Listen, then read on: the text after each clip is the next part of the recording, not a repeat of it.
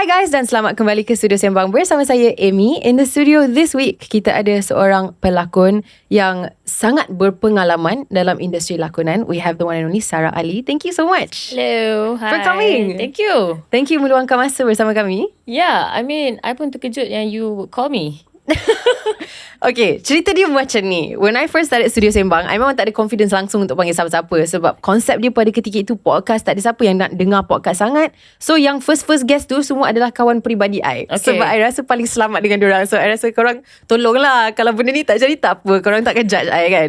So makin lama makin confidence kita naik lah untuk reach out kepada orang yang, because kita tak pernah jumpa kan sebelum ni. So that's why it took me a long time. Sebab I macam segan. I tak rasa you akan datang tau. Okay, kalau you tanya I tak rasa yang you guys would call me.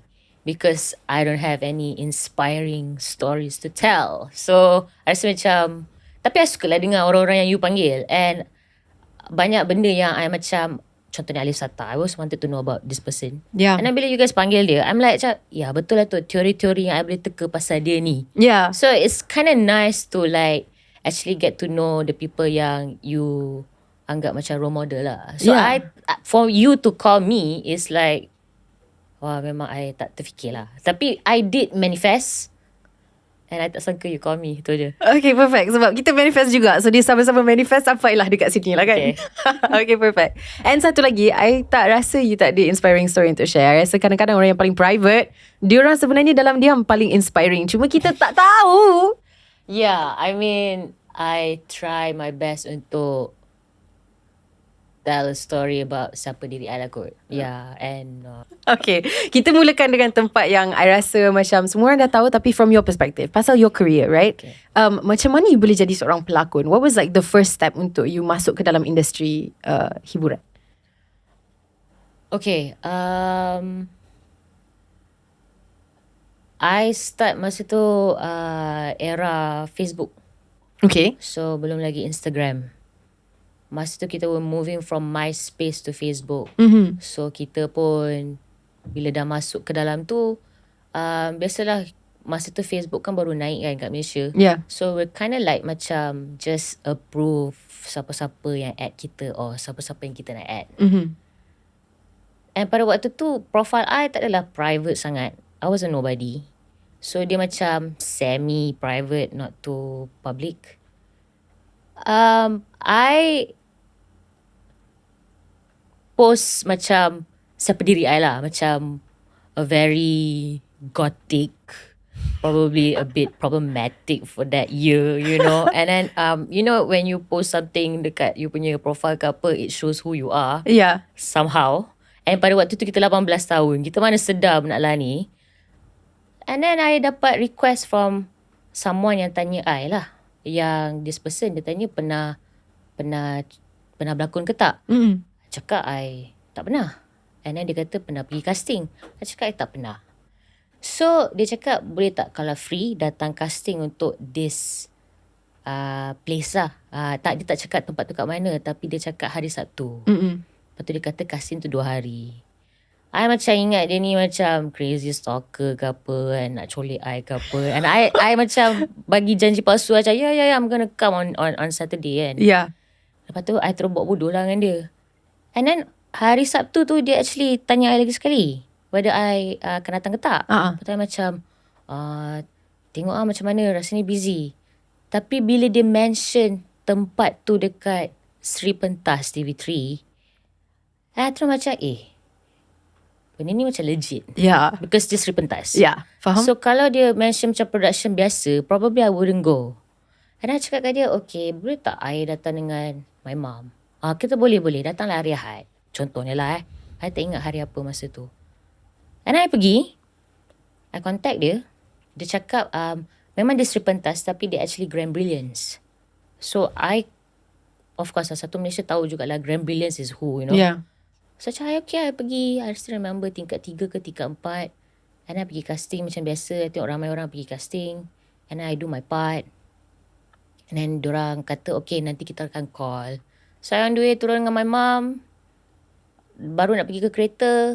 Dah ready nak balik. Dia call lagi sekali. Boleh naik ke atas ke tak? So macam okay lah, bagi tahu my mom kita kena pergi naik atas balik. On the spot kan? On the spot. Okay. Tapi kami tak terfikir apa lagi. Pergi-pergi masuk, dia bawa bilik yang agak lain daripada bilik tadi lah. Yeah. Dia more macam an office, tapi lagi private. Tiba-tiba duduk kat table tu, me and my mom, ada skrip dekat atas meja. I still remember. And then this person was an EP lah at that time. Dia cakap, dia tanya jadual, free ke tak.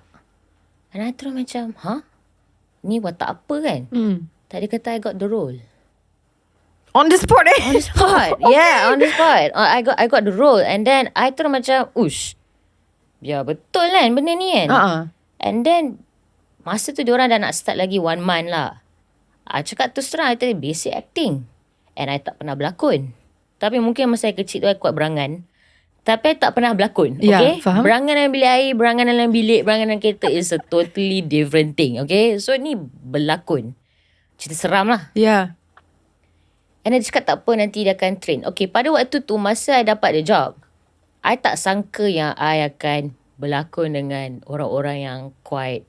Satunya I membesar dengan cerita kami kan. Yeah. So tiba-tiba dapat tahu ada nama 𝙁𝙊𝙇𝙊𝙍. And I ada tahu nama 𝙁𝙃𝙄𝙎𝙎. Masa ni Syirayub dia bertemu jodoh dengan 𝙁𝙊𝙇𝙊𝙍 lah. Masa ni diorang tak tahu lagi. Oh, okay. Yeah, I still remember. I was part of that history. And then that's how I start lah basically. Yeah. I started with that. It's called Sesuatu Yang Tertinggal dulu. Okay. Yes. I see. And daripada situ I ingat I buat benda ala ni untuk pocket money. It was a really good money lah juga. Coming from someone like yang quite young like me. So I macam this is it. I know how to find money. Okay, it was that. Tak pernah terfikir nak make it as a career. Until I finish that job, I dapat offer to do Penunggu Istana. Penunggu Istana pula konsep dia lah mencari bakat baru yang tak ada nama supaya nak buat benda ni jadi macam real like 𝙁𝙀𝙁𝙁 Project or paranormal activity, right? Like so, found footage kind of thing kan. Yes. Yeah. So okay, I had a different experience. It's still horror tapi dia macam live, like record sendiri, that kind of thing. And basically after that Penunggu Istana, I guess nama I dah diwar-warkan ke kebanyakan orang. Until this next film ni yang I betul-betul rasa macam maybe this is the thing yang I want to do kot. I got a call from this one production. It's called Filmscape. And that person yang called me was 𝘾𝙍𝙇𝙊𝙀. That's a big call. That was a big call. Yeah. To the point of yang I know who is 𝘾𝙍𝙇𝙊𝙀. Yeah.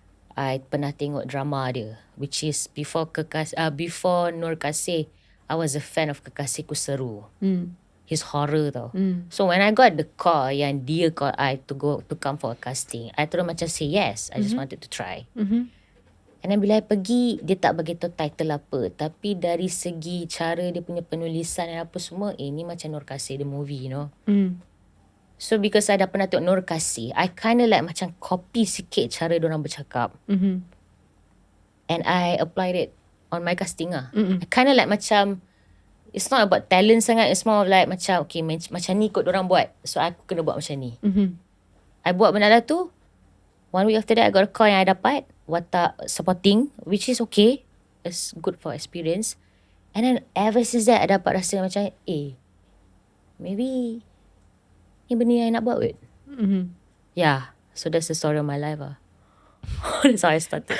It's very funny sebab kita punya industri sangat kecil. So actually sebenarnya ramai boleh relate dengan, ramai yang kerja dalam industri hiburan boleh relate dengan cerita macam ni. Di mana macam industri ni yang pilih kita daripada kita pilih industri ni. Betul. Jadi akan jadi secara tak sengaja. Macam mana dia jadi untuk you juga. Betul. My question to you as an actress macam pada permulaan of your career, especially sebab you didn't really have formal training pada ketika itu semua tu. Macam mana you belajar untuk jadi seorang pelakon on set? Because I rasa macam especially your first project dengan nama-nama besar macam tu, there's a lot of pressure untuk you masuk ke dalam that thing and immediately tahu nak buat apa. How was that experience for you? Okay, kalau I nak explain benda lah ni, dia ada go back to a certain benda yang I tak sedar pada waktu tu yang I kena express. We talk about acting first. Macam mana I navigate myself in this industry dengan tak ada basic acting kan. First of all, masa I masuk set, I just yang banyak mendengar. So dengar is very important lah. At the same time, orang-orang yang I bekerja pada waktu tu, I'm lucky enough to dapat bekerja dengan at first was 𝙁𝙊𝙇𝙇, and then 𝙁𝙃𝙄𝙎, and then the second movie Penunggu Istana was all theatre actors, but they were really friendly to me. And then for No Kasih pula, I get to act with Syafiee Naswib, and also ada sedikit scene dengan Fiz Fairuz, I think. I pun dah tak ingat sangat. But basically, yes, these are the people yang ada a lot of experience lah. So, masa I kat set, it was more of that. 3 movie ni is more of you tahu tak bila you baru berlakon, semua benda fresh. Semua benda macam natural. Semua benda macam you tak overthinking sangat. Baru nak cakap, tak overthinking lagi. Because you don't know what you're doing. Yeah. So maybe because of that, I macam sponge. So I senang absorb dengan apa yang I nampak, apa yang I dengar. So you tak overthinking sangat. So bila you berlakon, you somehow nampak macam natural. Maybe because orang tak pernah tengok cara I yang berlakon yang macam ni. Faham tak? Maybe tak ada pelakon kat luar sana yang macam I. Maybe. Pada waktu tu. So, I start dengan benda ala tu. Tapi once I move to Songlap, that will be another different thing lah. Songlap was the first time I dapat acting coach. And then, it was the first time I betul-betul belajar. Oh, macam ni rupanya pelakon-pelakon. Ya, faham. So, perjalanan hidup I daripada sesuatu yang tertinggal, Penunggu Istana, Nur Kasih and Songlap, dia macam makin lama makin ada upgrade sikit. Dari segi acting tu. I mean, I berlakon bagus ke tak bagus, itu a totally different thing lah. Tapi experience I tu. So once I move to Songlap, ini memang lain. Ini yang baru I betul-betul faham betapa serius nak jadi seorang pelakon. Because ini pun first time juga I rasa live tiba-tiba bagi I satu watak yang I tak boleh bercakap dalam movie tu. Yeah. And I faham masuk method masa Songlap lah. Faham. Because in Songlap, it's crazy. Songlap I dah tak bercakap. Kalau boleh, my director memang tak nak tengok I bercakap. So you shoot ke, you tak shoot ke, jangan bercakap. Oh, so you kena off camera pun kena ikut? Yep. Oh, wow. Because I'm a new actor. Yeah. So I kena betul-betul fokus. Yeah. Pada waktu tu, yes, memang stressful. Tapi after movie tu keluar, I kind of salute to Fizi and Fendi lah. Yeah. I finally understand. Kenapa? Because I tak ada that basic acting. I bukan budak teater. I tak belajar berlakon. So, I macam live macam tengah push I untuk, this is the time kau kena belajar. Ni cara yang lain. Okay. So, I kan budak yang banyak mendengar. Pandai mendengar. So, yeah. Throughout that 25 days, memang I wasn't happy lah. I was just... I think that was the first time I faham what is stress and what is depression kot. Yeah. Yeah, because I couldn't even have fun on set. Kalau I tengah bergelak dekat set pun, I rasa macam someone is watching me. Faham. And even for Syafiee pun, he was such a good sparring actor lah. Because saya banyak dengan dia kan, rather than Sam. Yeah. So, dia very supportive and is very good. Banyak guidance. Because I dah kenal dia masa Nur Kasih. Nur Kasih pun dia sparring I. So, Alhamdulillah I dapat dia lah. Kalau I dapat orang lain, I think I'm gonna be like macam tak nak buat kot. I think I akan give up lah. And then, from Songlap, I tak ada apa-apa job sangat lah after that. Tapi, the next year tu, masa I was nominated for Nur Kasih, I tak menang pun, tapi nominated for Best Promising Actress. And then I nominated for Songlap for Best Actress. That's when I realised macam, you know what?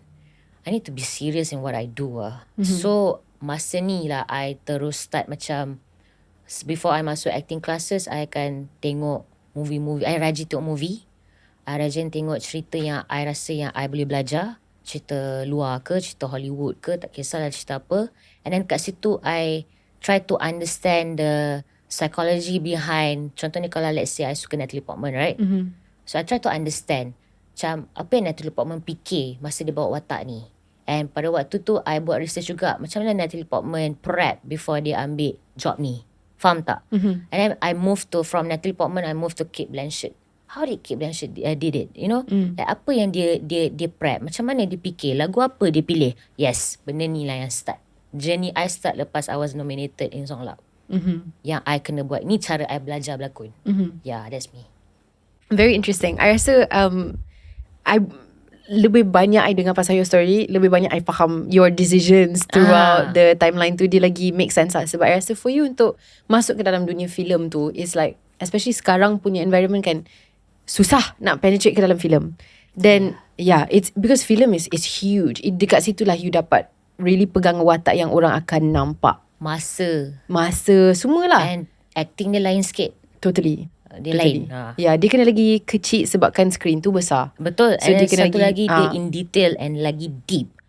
I don't know how to explain it, tapi I think you faham. Like dia bukan on the surface. Faham. Dia macam tu. Yeah. And so after you dah cerita pasal tu, baru I faham sekarang kenapa macam 2012 ada satu story di mana you wanted to go overseas and belajar dekat NYFA. And it makes sense. Sebab I boleh imagine kalau I dekat tempat you pada ketika itu, I pun akan rasa macam, alamak, I tak nak jadi macam budak baruan yang tak ada this backing of ilmu yang lebih mendalam pasal lakonan. Betul. Is that why pada ketika itu you were thinking of like, okay, I nak belajar benda ni seriously? Yeah. But betul, we boleh borak pasal benda lah ni. Ada reason why. Pada waktu tu also I'm very semangat. I'm not saying I tak semangat sekarang. Faham. Biasalah bila you muda you okay, dia macam ni tau, Amelia. For the first time ever, you dapat buat benda yang you betul-betul minat, and not just that, ada talent in a way. Yeah. I rasa macam poyo lah bila mengaku ada talent. Tapi in a way. But it's true. Okay. Thank you for that. But pada waktu tu you semangat, then you just want to go further in whatever you tengah buat lah. And yes, NYFA was ada dalam list tu lah sebenarnya. Tapi dengan bukan kekangan duit tau, kekangan siapa diri I yang sebenar yang membuatkan I membatalkan that dream lah. Okay, basically the reason, until now I dapat faham lah kenapa I got into acting lah. It's because I selalu question diri I, kenapa? Okay, cara dia datang is very weird tau. Like, you buat Facebook, and all of a sudden ada orang macam add you approve, tiba-tiba dia tanya you nak pergi casting, and tiba-tiba you dapat. You tak rasa benda tu weird ke? Kalau you tanya I rasa dia sejenis rezeki. Okay, rezeki. Tapi cara dia datang was like as if life is trying to tell you, you kena buat ni, you kena buat ni. Betul lah. Dia macam you kena buat ni. Maybe that's your calling. You know, macam benda tu is for you. Okay, that's why soalan tu selalu datang dalam hidup I. Yeah. Even until recently baru I dapat jawapan dia. Baru recently ni. Kenapa kena berlakon? Like, kenapa? Because benda ni nak katakan you kaya pun tak. You susah sangat pun tak juga. Tapi nak katakan you hidup senang pun tak. Like, anytime je ni kerja gila. Anak seni ni kerja gila, babe. Like, tahu. Dengan EPF tak ada, so apa benda tak ada. Working hours tu macam working hours 24/7. What do you mean? Tak payah sentuh lah pasal benda lah tu. Nak dapat 12 jam satu hari untuk shooting, impossible lah. Not all production can do that. You know, you get what I mean, right? Yeah. So why? Yeah. Why this job? Why I still stay? Kenapa I tak sambung NYFA?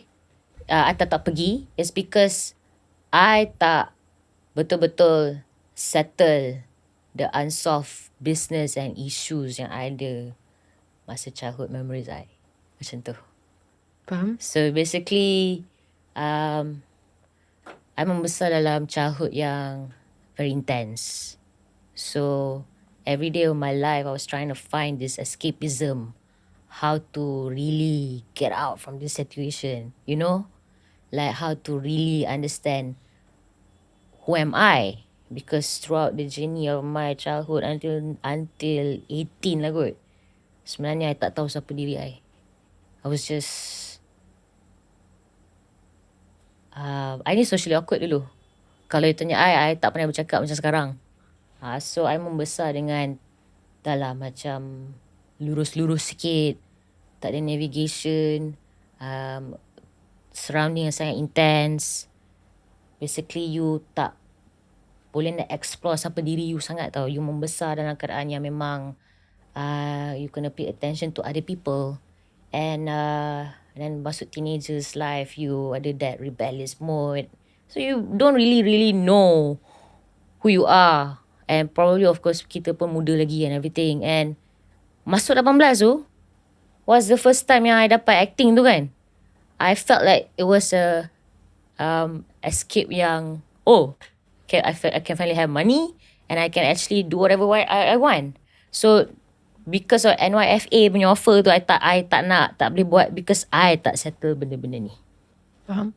And then from there, bukanlah spiral. As if macam life tengah, dia dah bagi I benda yang best. All of a sudden tiba-tiba macam, now we're gonna test you. Macam tu lah. Faham? You know, how to say, yang the deep psychology pasal acting, bukan nak jadikan acting ni macam sesuatu yang sangat deep ataupun ramai dekat luar sana yang anggap profession ni sebagai satu yang macam okay, you boleh buat duit, you datang, you sebab dia ada kat dalam skrip. Okay, ada orang yang macam tu juga. So dia bukan deep untuk semua. It's okay. And it's okay, tak ada salah. It's okay. Tapi I think for a lot of actors yang memainkan watak yang, especially the watak yang you ambil, which is like the very very deep watak, this is really hard to do naturally, kecuali kalau you ada life experience yang pernah meletakkan you dalam satu situation di mana you dah unlock emotion tu dalam yourself. So you tahulah macam mana nak cari reference untuk watak deep yang you nak kena keluarkan. Yes, pandai. Right? Pandai. I think lah apa yang I dengar daripada your story. Okay. So I tak pilih job yang I buat Dia datang pada waktu tu, I kena buat. So bila you try to retread balik diri you baru you faham kenapa you dapat job-job macam ni. Bukan, okay, betul, rezeki memang rezeki, tetapi dia as if macam life is trying to tell you something. Like, okay lah Amelia, kerja anak seni adalah kerja yang pelakon adalah kerja yang memang you tak ada choice untuk memilih. So apa yang datang dekat you pada waktu tu, memang you kena buat. It was meant to be. So ini cara I nampak life I. So I finally understand lah kenapa I kena buat cerita ni. Because I ada emotion yang tak regulate, nervous system yang tak regulate. Dia dah simpan pada umur I, maybe inner child I, umur I 5-6 tahun. Simpan lama, tak pernah sedar yang sebenarnya diri tu tak okay. Tiba-tiba dapat acting, dapat to be able to express. And all of a sudden, you express. Tiba-tiba, the real life start after yang macam, kita ada benda nak ajar kau. Apa kau belajar? That's how it start lah. Faham? Everything. Faham? Kalau I tak buat acting, I pun tak tahu I apa. Tapi kerja anak seni lah yang mengajar I untuk macam mana nak jadi manusia kot.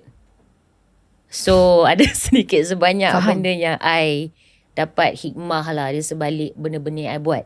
Dengan choices yang I pilih dalam hidup I, yang I punya kontroversi ke, atau my bad choices ke, my bad judgement ke, ada sebab kenapa I kena ambil ni. Ada sebab kenapa I kena lalu. Ada sebab kenapa. Sebab I nak kena settle all this unfinished business lah. Macam tu. For me, I selalu rasa macam kita punya life dah tertulis, right, for us. So mungkin itu adalah sesuatu yang life kita disusun dengan cara yang sangat kelakar kadang-kadang, yang dia akan datang satu ujian ataupun satu lesson yang pada ketika yang memang dia diperlukan, right? And then you akan rasa macam like, alah, I tak ready sebenarnya nak belajar benda ni, boleh tak kita postpone? Tapi tak boleh, sebab itulah timing yang sempurna untuk you, because you're ready for it. But my question for you is, mungkin this is a little bit deep and dia quite awal in the episode untuk I tanya you soalan ni, tapi I rasa dia relevant kan. Adakah mengambil watak-watak yang berat macam tu membantu you untuk heal that part of yourself, untuk keluarkan apa yang you dah pendam selama tu? Did it help? Ataupun did it kind of make you even more jauh daripada siapa diri you dalam pencarian yourself, because you kena melakonkan watak yang that's not you? Sebab that's another problem of acting. Kadang-kadang bila kita buat terlalu banyak watak yang bukan kita, bila kita dah settlekan project acting tu, kita balik rumah kita dah macam, saya lagi confused sebenarnya sekarang saya ni siapa. What was it like for you? Did it help or? It did help. Tak adalah kata 100%. Tapi it did help macam for me to understand myself better, siapa diri I dan siapa bukan watak-watak itu. So imagine you sebenarnya sepanjang you berlakon ke apa, you membesar, you sebenarnya tak kenal sangat diri you siapa. So bila you tak kenal diri you sangat, tiba you dapat watak-watak macam ni, dah lah you tak kenal diri you sangat. Lepas tu you kena bawa watak-watak macam ni. Macam mana you nak tahu siapa diri you? Dah lah you bawa semua benda ni kan. Tapi I think this is a training wheel lah. For me to really explore that side of me yang what's my principle. Apa benda yang I suka dan tak suka. Dan apa benda yang I rasa macam ni bukan benda yang I suka, ni benda yang orang lain suka. You know, like to really know yourself. But of course there's trial and error. Dia bukannya sekali you masuk, you terus macam faham, you understood who you are. Tak.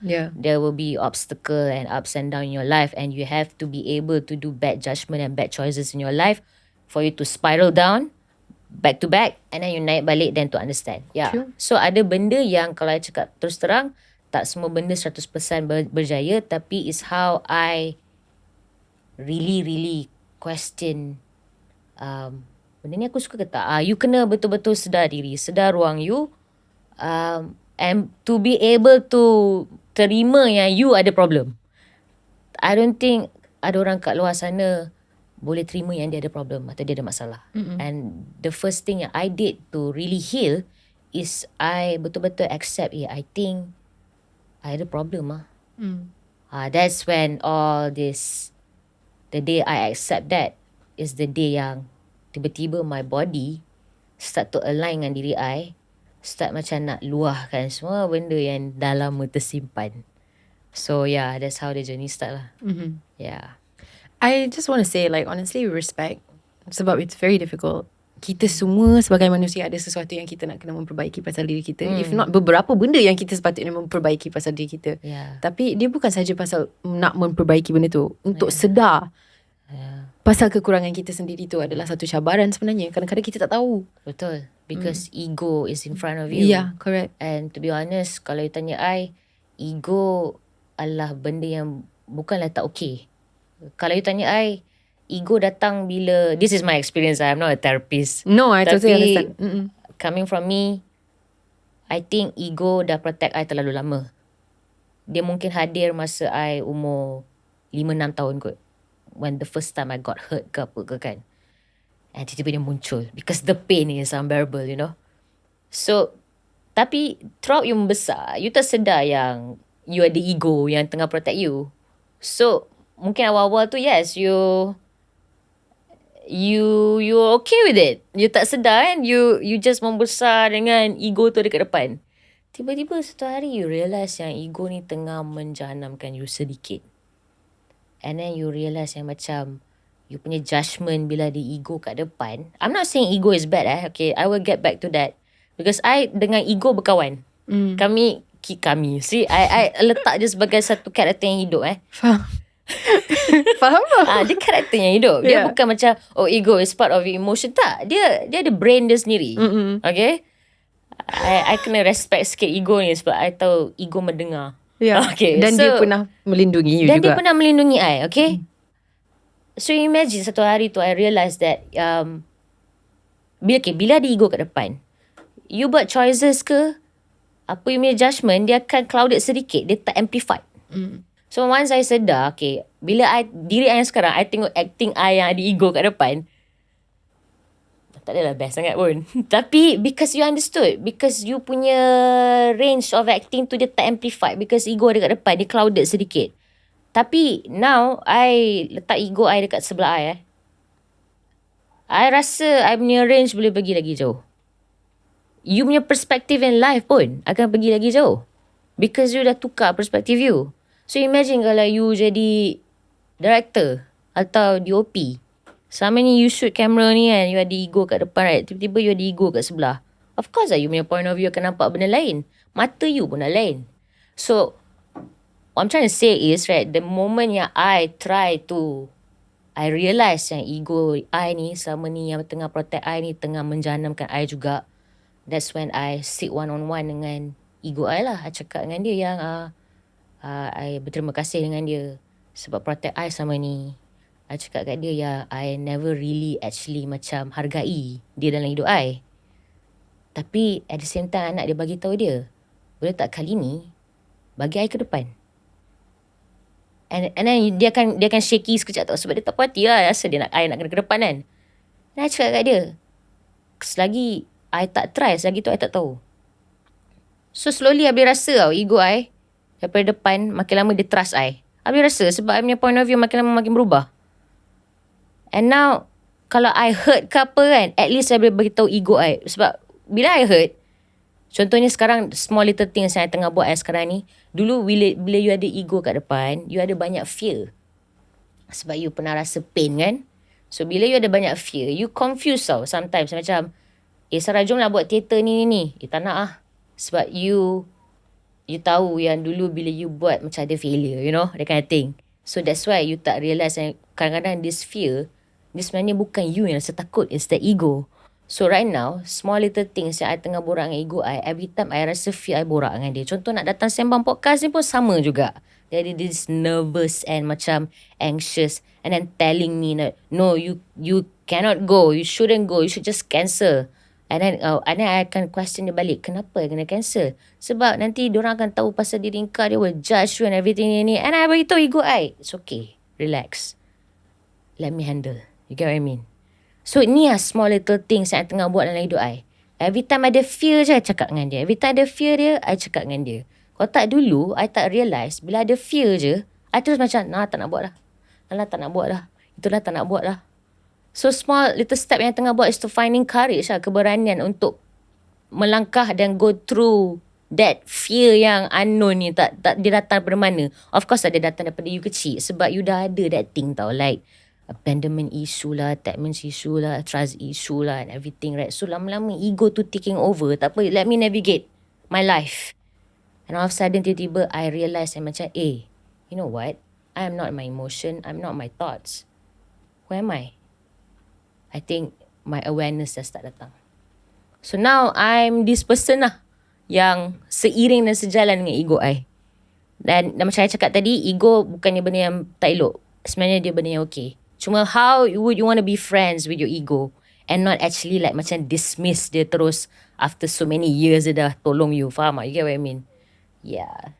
So that's the story of my life. I totally understand you, I think. I just nak, recap to you apa yang I rasa I faham, and you tell me if I'm correct or not kan. Okay. Apabila kita melalui sesuatu yang memang sangat melukakan hati kita, especially bila kita kecil, kita tak faham pada ketika itu salah siapa. So kita akan automatically, sebab umur kita sangat kecil dan kita tak faham, kita akan rasa it's our fault. And kita akan rasa macam something ada kekurangan dalam kita, and that's why I berada dalam situation ni. So kita punya trust dalam diri kita pun akan jatuh disebabkan situation tu. Kita rasa macam I tak dapat handle situation ni, tak tahu macam mana handle situation ni. Cara untuk I mengatasi apa-apa cabaran macam ni in the future adalah untuk lindungi diri I dengan jadi seorang yang tutup dan agak defensif dengan life. So macam apabila orang buat something dengan kita punya response tu akan jadi response yang tutup. Kita tak akan fikir macam mungkin orang tu ada sesuatu yang berlaku dalam kehidupan dia dan sebab tu dia layan kita macam ni. Kita akan rasa macam alamak, ni mesti dia ada perasaan terhadap I. Kita akan rasa macam benda tu direct kepada kita dan kita jadi lagi dan lagi tutup. Dalam lakonan itu susah sebab kita tak boleh nak tutupkan diri kita. Tak boleh.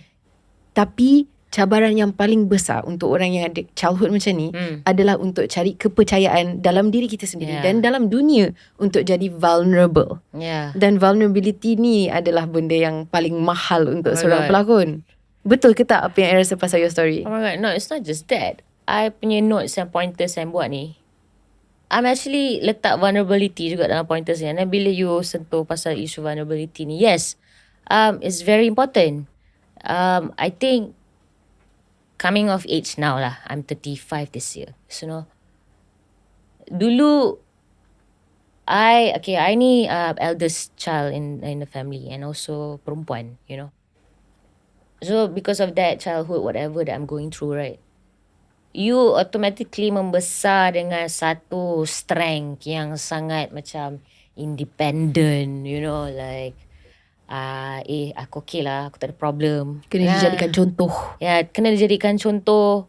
Ataupun I'm not allowed to ask for help sebenarnya. Because I selalu rasa macam orang lain punya problem lagi teruk daripada aku. Faham tak? And I'm always like this person yang macam I'm a good listener tau, Amelia. Like I boleh dengar problem orang lain and pada at the same time I sendiri tengah tak okay. Faham tak? So this year, actually, no, not just this year lah, end of last year was the first time I actually asked for help. I understood that being vulnerable is actually, it's not a weakness lah. Dia bukan satu kelemahan.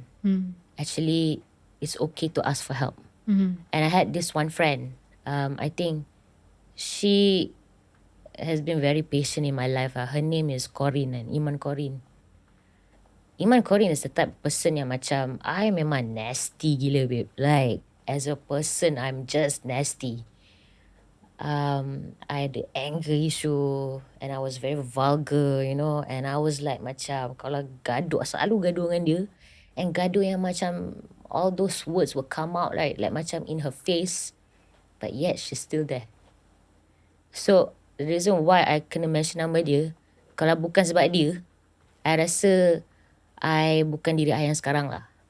So, she's the type of person yang macam akan, dia tahu I tak okay, tapi I reject dia. Macam, I'm okay, I'm fine.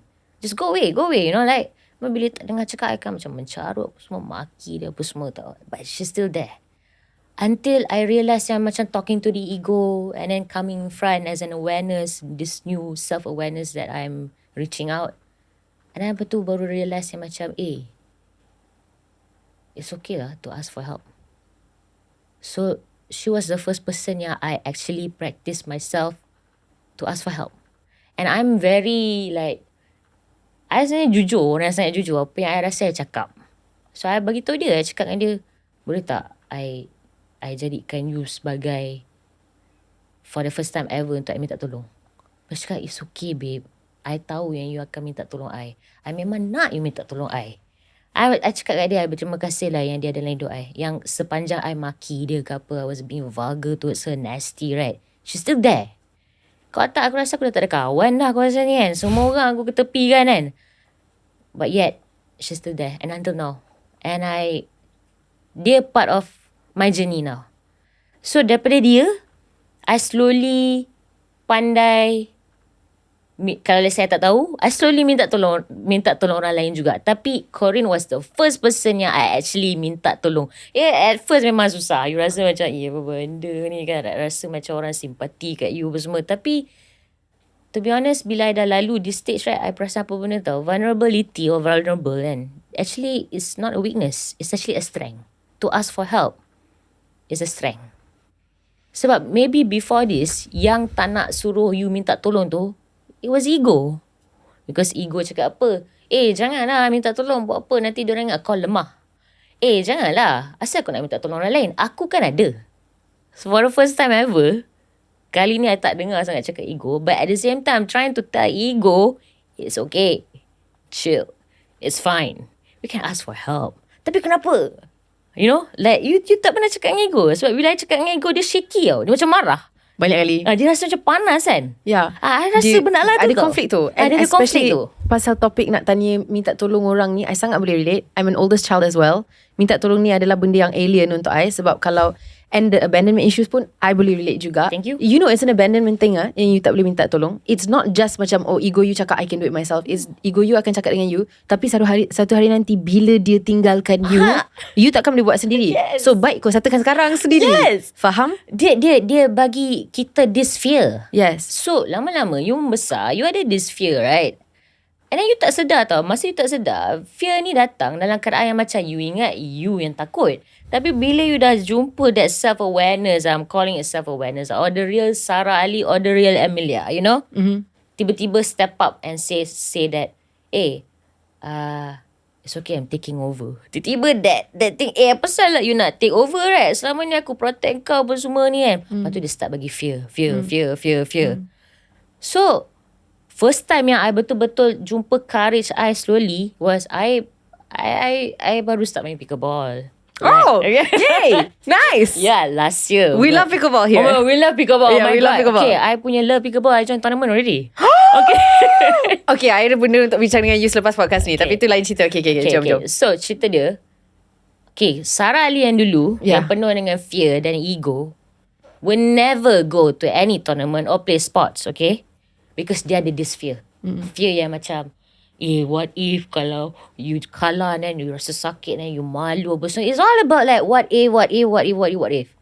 Pada first time yang I dah berjaya cakap dengan ego I, dan slowly ego I macam trust I, and I dah start jadi vulnerable sikit dan minta tolong Corin, minta tolong orang lain kan. Tiba-tiba I jumpa this side of me yang macam nak explore benda-benda yang I tak pernah explore. So one of it is pickleball. Okay, kalau Sara Ali yang dulu, dia mungkin akan main pickleball tapi dia takkan join tournament, right? Can you imagine sebulan nak main pickleball tu, tiba-tiba I got a call from Hot FM call someone else. And someone called bagi tahu I lah, ada tournament ni, Hot FM buat tournament kan, main dengan 𝘾𝙍𝙗 whatever. Nak join pickleball lah tournament. Sebab I dengar Khairi Jamaluddin, macam I want to go. Oh cool. Okay. Because I had this like intention yang macam mana tahu boleh lawan dia, you know, like Lawan 𝘾𝙍𝙗. Okay. Tapi pada waktu I say yes tu, I letak telefon, I macam terkejut dengan diri I. I macam apa benda aku buat ni? Okay Okay ke tak? Faham. Apa benda aku buat ni kan? Yeah. Kau gila ke apa? Kau tak pernah buat benda macam ni. Kat situ I perasan transition I dah berubah sedikit. Lepas saya bercakap dengan ego, vulnerable and everything lah.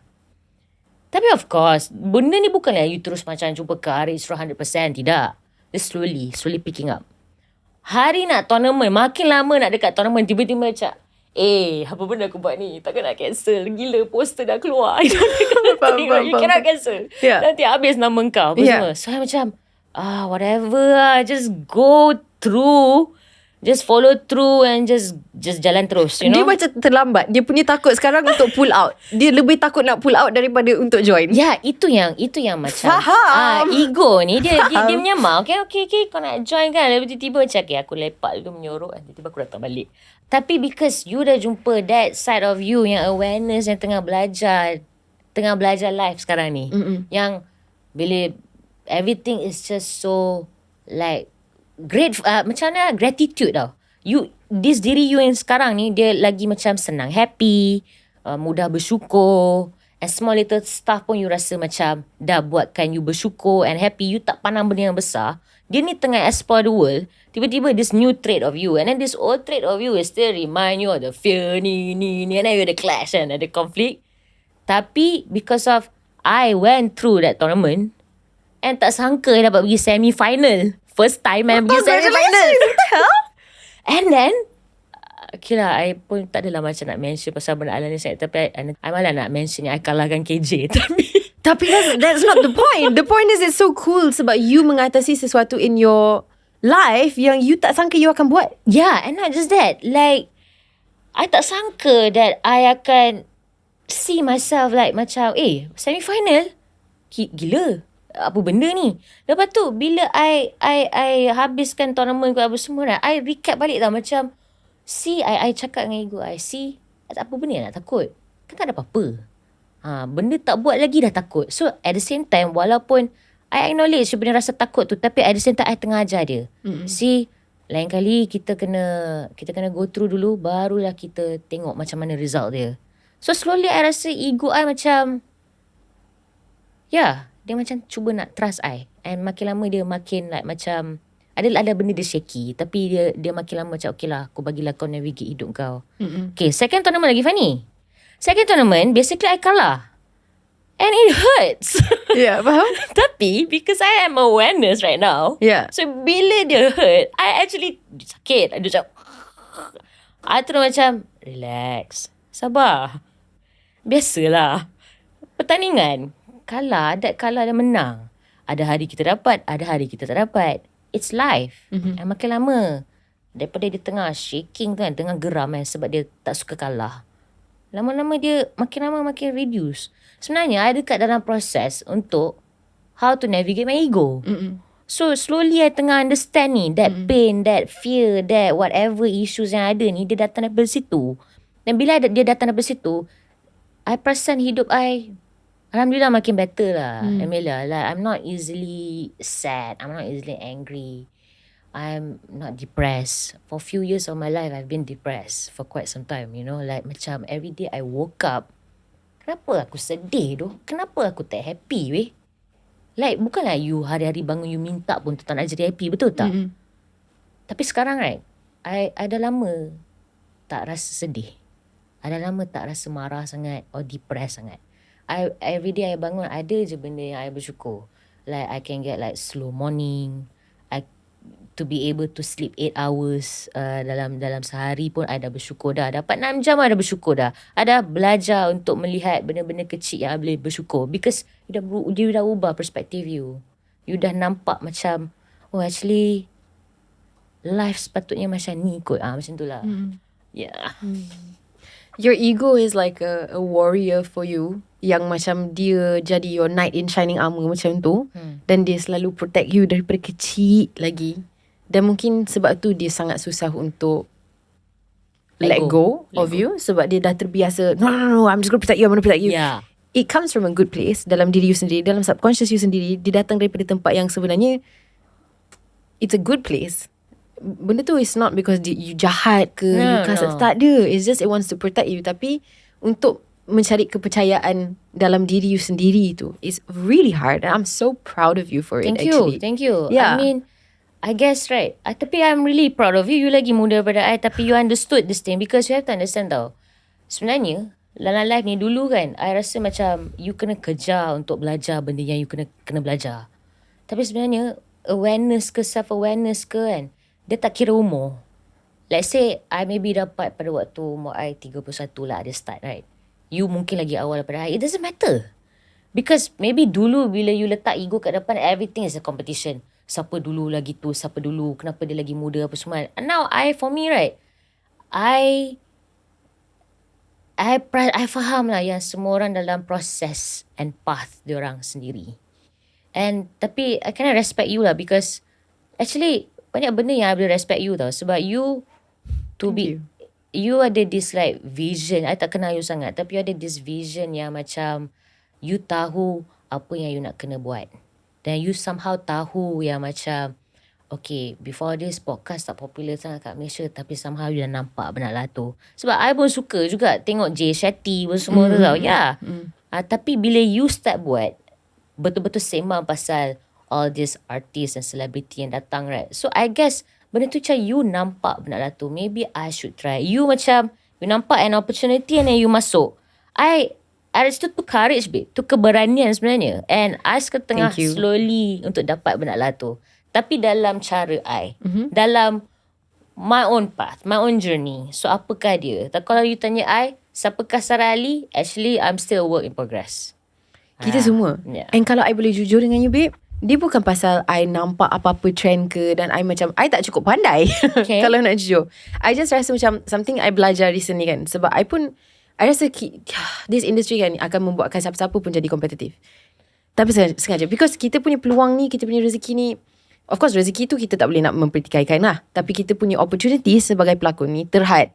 Industri kita kecil. So kadang-kadang kita semua macam ada 4 orang, tapi satu je watak macam mana ni. So bukan kita nak compete tau, tapi kita semua nak peluang tu. So that makes us all selalu terletak dalam satu position di mana kita ada competition. Something I realised recently kan, especially sebab I berlakon sejak kecil. This is something yang I selalu fikir pasal my own life and my own career. I wish time I kecil dulu, time I macam umur 13, 12, 11, time I umur 7 bila saya berlakon, saya ada peluang untuk ada social media pada ketika itu. Saya rasa, oh my god, berapa jauhnya perjalanan I kalau benda tu wujud time I kecil. That's just not my life. Mungkin the reason yang umur kita tak jauh, tapi mungkin the reason I sedar pasal benda ni is I lebih lama dalam society di mana kita ada social media. Which I think untuk let's say our parents punya generation, diorang lagi susah nak faham pasal mental health, pasal kita punya self-awareness semua. Diorang tak ada peluang langsung sebab diorang tak ada orang yang bercakap pasal benda ni, tak ada references macam tu. For example, this podcast, dia bukan sebab I pandai, babe. Dia just because pada ketika itu I ada tawaran untuk jadi a host. Okay. And I tak suka dia punya terms and conditions lah. Terms and conditions tu adalah untuk duduk kat situ dan bercakap apa yang diorang nak I bercakap. And I rasa macam, takut. Takut. Kalau I nak gaduh pasal this contract, I rasa macam mungkin saya tak cukup besar untuk buat benda tu. So I fikir, macam mana I nak tanya orang soalan yang I nak tanya tanpa nak kena jadi mouthpiece mana-mana syarikat. Damn, you a thinker tu. I overthinking teruk lah. Tapi power tu you. But it's because of situation yang berlaku dalam kehidupan I yang akan membuatkan otak I bergerak sikit demi sikit untuk I sampai dekat apa yang I boleh buat. Okay, podcast. Walaupun tak ramai orang buat podcast dekat Malaysia, mungkin I boleh cuba. Kalau gagal, tak apa. Okay, I call my friends dulu as my guest. And benda tu jadi secara tak sengaja. Tak ada planning langsung. I tak sangka apabila I start. I mean, I tak fikir I nak stop. Tapi I tak sangka I akan buat 2 tahun. And I tak sangka I akan duduk sebelah you 2 years later. Benda tu. So, I rasa macam sekarang disebabkan my life experience dan mungkin melalui studio Sembang, bila I bercakap dengan orang, I dapat rasa macam okay, orang dapat rezeki yang sepatutnya ataupun idea yang sepatutnya sampai dekat dia based off dia punya life references. Untuk I dapat reference macam tu, takkan dapat kecuali kalau I duduk kat dalam kasut dia and I hidup sebagai dia. So itu memang untuk dia. Again, that's why I sentuh tadi pasal courage. You punya courage tu, maybe I tak tahu apa you've been through, but slowly it builds you who you are now. Faham tak? For you to be able to like, I nak buat Sembang podcast. You know, I nak buat ni, I nak panggil dia ni. You tak plan benda ni you akan buat lama. You just start dulu, tiba-tiba tengok dia macam membuahkan hasil sampai sekarang lah. Benda tu yang I tengah belajar nak buat. And I'm really happy for you. And kalau you tanya I think it's gonna be the best decision yang you buat. And kalau you nak buat podcast ataupun mungkin you nak tell your story according to you, on your terms, tanpa orang lain control apa yang you buat. Macam yang you buat ni lah. It's 2025. You tak perlukan pun studio Sembang to tell your story. Faham? You can do it yourself. And itu adalah cara yang terbaik untuk you control your narrative. Yes, you ada kepercayaan 100% yang you akan boleh tell your story mengikut apa yang you see in your head, right? Okay, understand. I think you should do it. 100%. I mean, bukan nak buat podcast. I'm trying to say tapi kalau you nak, I think you should do it. Keberanian untuk melakukan apa saja yang you teringin nak buat. Because benda tu bukan benda yang senang untuk I. Courage is a really big word. Faham? It's a big meaning. Keberanian tau. Dia bukan macam brave. Brave is berani. Keberanian, to find courage. Benda tu selalu adalah satu persoalan dalam hidup I yang macam because of this fear yang I ada dululah. Tapi because of pickleball and because of this Sembang podcast ni yang buat I rasa macam slowly I'm building up my courage to I dapat rasakan I can do something. Tapi to be able to go there, I kena show courage dekat the small little things yang I tengah buat ni. Faham? Like macam say yes to this, maybe say no to that. Say yes to this one and say no to that. Faham tak? To find that balance kat mana jati diri Sara Ali yang sekarang. Macam tu lah.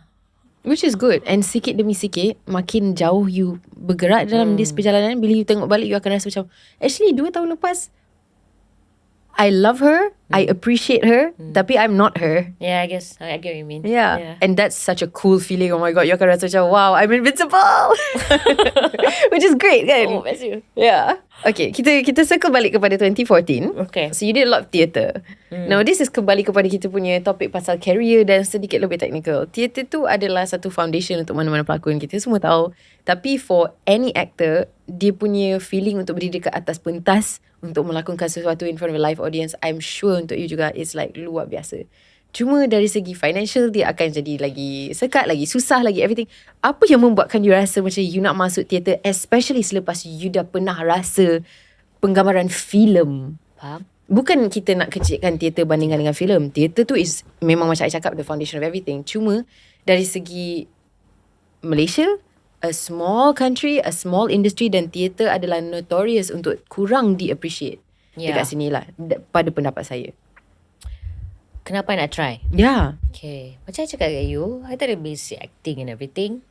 I dah try 3 filem yang pertama tu, belajar berlakon dengan hanya mendengar dan melihat pelakon-pelakon lain buat. And then tiba-tiba move to Song Lab kan, I dapat that acting coach sekejap walaupun tak lama. And that was the first time I experienced, oh macam ni rupanya belajar berlakon dengan seorang cikgu. Then the NYFE tinggi. And then that's when I wanted to try and explore lah this side of me yang macam, try lah theater pula. I nak cuba to experience my path as an actor lah. So that's the reason why I try. And I think my first theater was with Namron. 𝙁𝙃𝙄𝙎𝙊𝘿𝑄. That was the first time. Oh, dah lah kena cakap pelis. Lembu dan mat dari kola pelih. Mine is 𝙁𝙃𝙄𝙎𝙊𝘿𝑄. Lembu is kawan I, Amira. Amira ni just one man show. Oh, dia kira buat 4-5 watak. This is at 𝙃𝙃𝙄𝙎 kan? Ya, 𝙃𝙃𝙄𝙎. I think I cakap terus terang ya. For first time I buat cerita ni, I rasa macam at that time I rasa salah pilih lah. Cakap terus terang you. Tapi I guess that's me kot. Macam orang yang tak berfikir dulu sebelum buat kan. Bila Namron offer macam okay bang, let's go. Tapi honestly kan babe, kalau abang Namron offer siapa-siapa pun, I rasa kita semua tutup mata, tutup telinga. Yes abang. Ya, ada setinggal. Ya, dia Namron. Kita tak boleh cakap no lah. Ya, tapi dia tak bagi tahu awal-awal dia bahasa pelis. You know, like, okay, itu susah juga. Itu susah gila. I'm like, bila I terbuat lenggok tu, dia terjadi Thailand sedikit. Lepas tu pergi sini, dia pelik. I dah confused. Ada part tu tiba-tiba I sounded like Kedah pula. Oh yeah. And I macam abang Namron cakap pelih dia lembut sikit. I terus macam aku confused lah. Mana satu I memang I cannot imagine babe. Dia macam susah. You cakap tadi training 3 bulan kan? Yeah. Mat dari training sebulan je babe. Yeah. First time lah tu. Oi, and then knowing abang Namron, orang-orang yang akan datang dekat show tu, masa ni memang I teringat tiba-tiba throwback balik kan. Alah, student dia dah jadi pelakon. Semua yang terkenal lah yang datang ni, yang orang production, director, producer. Lepas tu kawan-kawan, which is kawan-kawan abang Namron adalah orang-orang yang ada dalam industri. Datang tengok show tu. You imagine I punya stress hari-hari. Adalah stress training. Oh my god. Stress bahasa. Oh my god. Lepas tu stress dengan orang-orang yang datang tengok. Kenapa kau datang tengok show aku Rupanya I lupa ni Namron. Pastilah orang datang tengok Namron kan. Yeah, of course. Okay, the feedback yang I dapat lah I rasa ramai orang sugarcoat I kot. Sebenarnya it was really bad. I don't think. Are you sure? I don't think I did very well lah. Because dia bukan macam filem babe. Filem kan boleh cut. Ya, boleh buat balik. Boleh ambil take yang ni yang paling best, take yang tu yang paling best. That was the first time I experienced yang macam actually benda ni susah lah. Bukanlah cakap benda ni I tak nak buat, tapi benda ni susah. And pada waktu tu untuk I first time experience pula dengan abang Namron punya theater, of course I macam aduh, apa benda aku buat ni kan. Tapi I belajar banyak in terms of vocal, and also not just that, like how you project your vocal. I perasan yang you boleh project your vocal without dengar macam you tengah menjerit. So masa theater I belajar nak lah tu, like it came from here lah, ada diaphragm lah, and then I macam macam ni rupa nak jadi pelakon susah sebenarnya. Tapi I had respect for theater actors, especially theater actors yang boleh shift to film and TV, because diorang ada basic ni tau, yang technical ni. And diorang boleh macam selamatkan suara diorang bila diorang berlakon, let's say dalam filem ke apa kan, let's say ada scene jerit ke apa, that is a technique. I start awal-awal terus macam jerit apa semua kan, tak menjaga sangat suara I. So kat situ lah yang I perasan yang wah, pelakon-pelakon teater ni sebenarnya experience diorang lagi best. Dan kat situ yang I ada respect tu, the time and the effort, the emotion. And kat situ I sedar diri, sedar ruang I lah. Sebenarnya I ada banyak lagi benda yang I kena belajar. But it doesn't stop me there. I think second theater I was 2020. 2020. 2020, yes. So I enjoy theater. Walaupun payment dia not so big. Tapi pada waktu I agree to do Mat Dere, I dah tahu dah payment dia tak banyak. And I nak buat based on the experience lah. Tapi I, macam I cakap lah, I respect untuk orang-orang yang buat teater ni lah. Tak kisahlah pelakon ke, producer ke, director ke. Because the pay is, ini dah level lain Nabi. Ini dah level anak seni. Anak seni lain. Dia bukan buat sebab duit lagi dah. So passion lah. Passion, yeah. It's not kita nak cakap macam pasal payment tu as sesuatu yang tanda macam dia kurang. It's, for me, at least my perspective is dia macam sejenis keperitan bila kita cakap yang teater ni kurang payment. Sebab kan teater tu is a craft, it's an art. You know, kalau I tak tapi dia start daripada macam kita punya dunia yang sangat berbeza kan. Sekarang dengan social media, orang punya attention span pun dah jadi 15 saat paling max. and then next swipe. Dalam teater you kena duduk and you kena fokus untuk 2 jam. So kurang lah kita punya demografik orang yang nak pergi dan Betul. dan terima karya dalam teater. Ya. Dan sebabkan kurang tiket sale, kuranglah orang dibayar. Dia satu ekonomi yang sangat besar. Betul. Tapi dia sayang untuk siapa-siapa pelakon yang tak pernah dapat peluang untuk rasa teater. Not just that, yang teater yang you cakap kan, teater ni teater yang mini teater ni tau. I mean, we cannot compare teater yang kat Istana Budaya. Itu lain. Ya. Itu memang ada marketing and everything, right? Tapi tu pun sekarang kurang, babe. Sekarang kurang sebab I think orang renovation. Tapi maybe lepas renovation ni kita akan see more shows. Hopefully. And I rasa Gen Z sekarang lain lah. Maybe dulu zaman kita tak ramai sangat yang minat arts, you know. But this new generation is a bit different. So I had hopes for our theatre as well.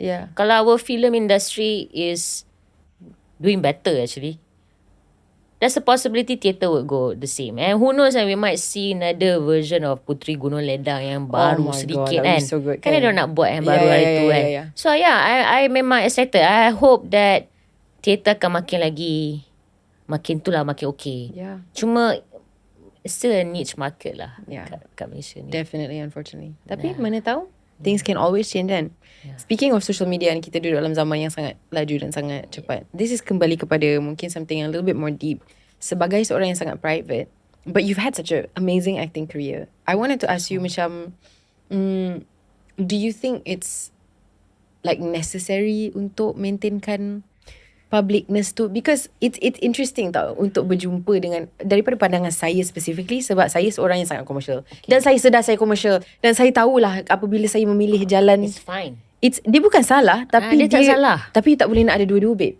So kalau kadang-kadang untuk balancekan benda tu adalah sesuatu yang saya cuba sedaya upaya, tapi I tahu ada hari yang saya lebih komersial, ada hari yang saya lebih art. So how did you navigate that sort of thing? Oh, saya tak tahu. dia okay. So pada permulaan career saya, dari pandangan saya datang daripada latar belakang di mana bila saya kecil saya banyak buat lakonan, tapi saya buat komersial juga. So lakonan saya bila saya kecil, saya tak buat apa-apa yang sangat hebat pun, babe. Sebabkan saya kecil dan saya tak menangis dekat set. Saya lah pelakon kanak cilik yang antara yang paling terbaik lah. Sebab saya tak menyusahkan dewasa lah. Seriously. So yang part lakonan tu saya ada kelonggaran untuk belajar, sebab saya tak perlu pun buat. Ada pelakon kanak-kanak daripada zaman saya juga yang kena buat benda-benda yang heavy, yang lakonan diorang heavy. Contohnya macam somebody now who I think is a fantastic child actor, right, is 𝙁𝙗𝙄𝙎. Oh, 𝙁𝙗𝙄𝙎. Watak dia memang dia pelakon. Dia pelakon. Saya commercial talent. Right? Okay, I so faham saya maksud ada you. untuk memeriahkan keadaan dekat set, tapi saya tak pernah kena menangis, tak ada benda-benda deep macam tu. But you did well in Blood Brothers tu. Thank you. Yeah. This is macam, because sekarang I dah lalui banyak fasa drama di mana saya menangis 20 minit berturut-turut. So nak masuk dan buat benda nangis dalam Blood Brothers tu, I rasa macam okay lah, saya tahu macam mana nak buat. Thank you. Tapi when I was a kid, it was very commercial. So bila saya dah jadi dewasa dan saya kembali kepada dunia filem, I wanted to explore that art side of myself. Tapi saya tahu yang saya nak prioritiskan commercial sebab saya nak mencari, saya anak oldest child, and I need to be responsible for my family and responsible for myself financially. So saya pilih jalan yang lebih kepada commercial untuk menjaga pendapatan saya, so saya boleh jadi seorang yang bertanggungjawab financially lah. So when I did that, baru sekarang I rasa ada kelonggaran sikit untuk buat benda-benda yang lebih dekat dengan macam jiwa art saya. Okay, faham. Contohnya macam ni, yang memang tak pernah fikir pun pasal pendapatan. Dia macam, I want to do it sebab I nak bercakap dengan orang, and I nak dengar cerita orang. Okay. So I tahu dia punya balancing tu is very difficult kalau you tanya I. And I think the reason yang I sangat pilih untuk jadi public juga adalah zaman sekarang dengan social media. Kalau you public, kadang-kadang benda tu menaikkan nama, kadang-kadang you akan dapat juga tawaran daripada situ. Okay, faham. So that's why I wanted to ask you the question. Sebagai seorang yang sangat private, do you ever feel like sebagai seorang pelakon, it's kind of like a harder thing to do? Sebabkan relevance tu kadang-kadang akan membuatkan a few producers dekat luar sana rasa macam, okay, mungkin dia boleh jual the film or something. I understand. You know what I'm asking? What was your thought process? Yeah, I agree. Ada, memang betul pun. Kalau I letak I punya perspektif sebagai seorang producer, yes, benda tu memang sangat penting.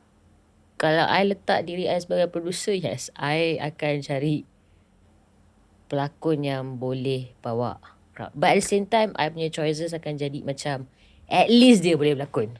Yeah. Dia bukan, contoh, you rasa you pelakon komersial, right? Tapi sebenarnya, babe, you boleh berlakon.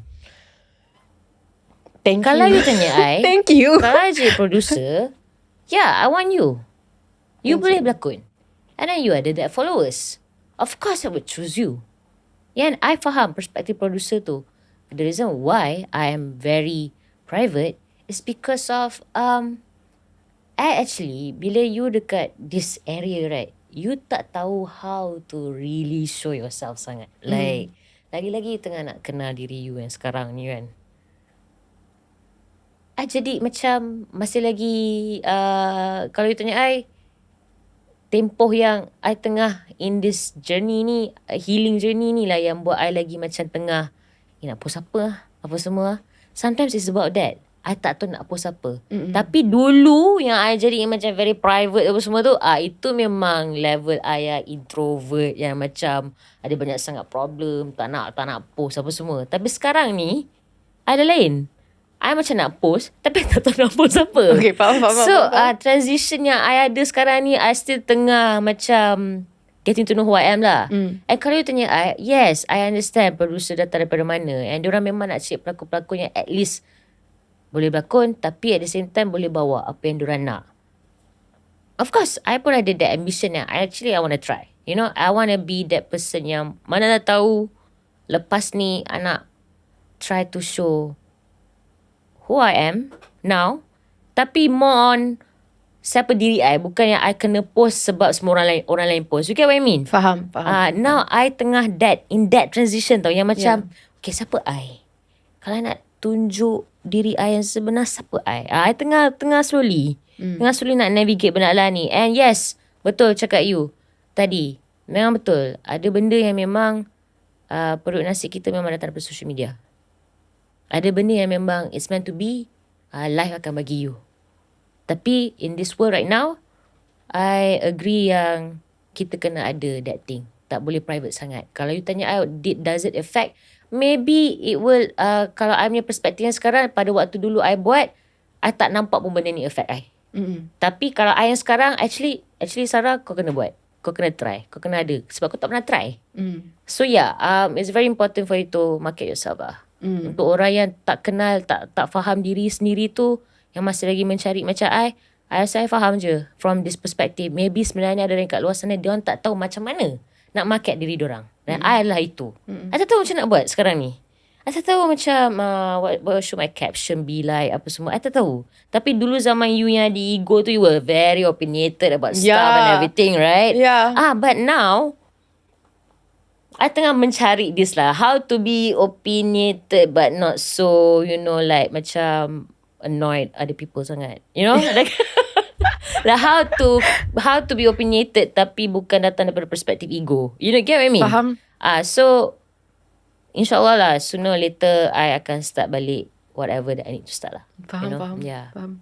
I tak rasa persoalan tu akan hilang buat selama-lamanya untuk siapa-siapa pun. Yeah. I rasa mesti semua orang kat luar sana, setiap kali kita semua rasa macam okay, ni pasal kita punya boundary of apa yang private dan apa yang public tu kita nak letak kat mana kan. Okay, kalau you tanya I think I punya life recently ni baru interesting. Sebenarnya yang interesting part ni yang I kena post. Sebab I kena be fair juga to my fans. Diorang minat I ada sebab diorang nak tahu life I juga. I think this one yang I tengah slowly macam nak tunjuk diri I yang sekarang ni. Tapi untuk I yang dulu, I kena cakap, I have to say I'm sorry lah to my fans. I've been through a certain things in my life yang buat I macam I tak ada mood nak post. I kena post sekadar sebab I kena buat kerja. Tapi sebenarnya I macam, bukanlah tak ada mood, bukan sebab I tak professional. So I've been through a certain things yang buat I'm quite depressive actually. And so, I tak nak blame that part of me. I think it's part of my journey, it's part of who I am now. Cuma I just want to say sorry to my fans lah kenapa I tak post sangat apa semua, right? Because I was going through something. And then now, I would like to show this new life yang I tengah slowly finding courage untuk face my fear, joining pickleball, who knows next bungee jumping. You know, that sort of thing lah. Yang I tengah cuba untuk cuba nak navigate. Macam tu lah.